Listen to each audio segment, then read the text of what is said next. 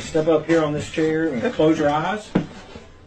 All right, and then everybody fill in, and we're going to ask you to fall, and then they will catch you. So you have to trust us. So I'm going to count to 3. Just relax and fall. Okay? 1, 2, 3. No, wait, no! Today, I will show you how to use this formula. Welcome to my presentation. Today, I'll show you how to get the side using the law of cosine and getting the angle using the law of cosine.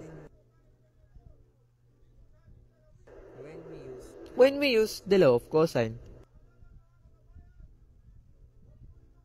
we use the law of cosine when solving the triangle given the 2 sides and an angle, or when the 3 sides of the triangle are given. If you can see, in this triangle, the capital letter represents our angle and the small cap represents our side. To find the sides of this triangle named triangle ABC, we use the formula C is equals to square root of A squared plus B squared minus 2AB cosine C. A equals to square root of C squared plus B squared minus 2CB cosine A, or B equals to square root of A squared plus C squared minus 2AC cosine B. To find the angle of this triangle ABC, we use the formula cosine C is equals to A squared plus B squared minus C squared all over to 2AB, cosine A C squared plus B squared minus A squared all over to 2CB, cosine B is equal to C squared plus A squared minus B squared all over to 2CA. Now, let's solve this given problem. Solve for all missing measure using the sides and an angle in each triangle. Round off the answer to the nearest hundredths. So we have in this triangle named triangle XYZ.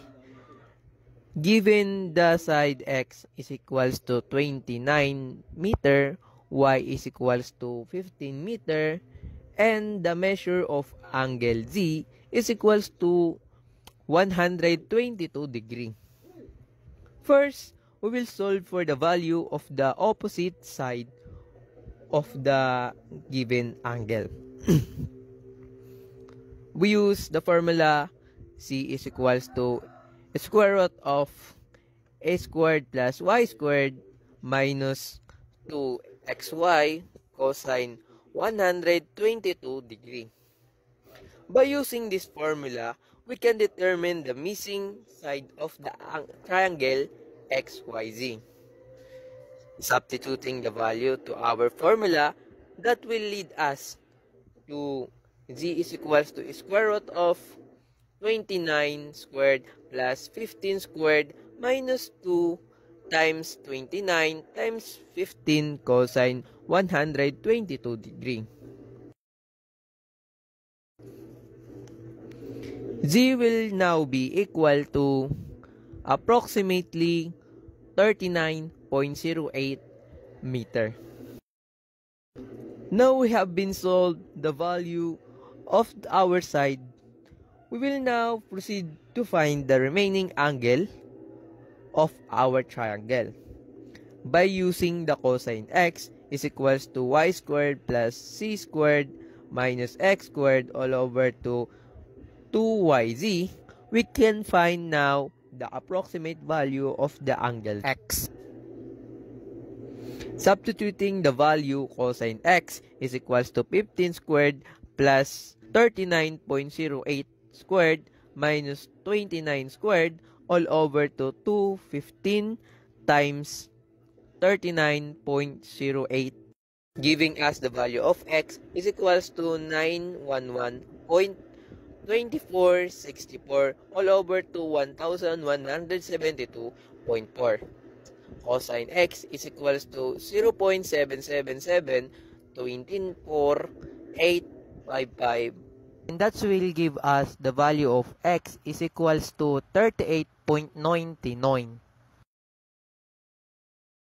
Using the measure of angle, y is equals to 180 minus open parenthesis z plus x close parenthesis, we can find the last remaining angle. Substituting the value, 180 minus open parenthesis 122 plus 38.99 close parenthesis, it lead us to 180 minus 160.99. And now, the measure of the angle y will be equal to 29.01 degree. So that should do it. Thank you for watching. I hope you learned something.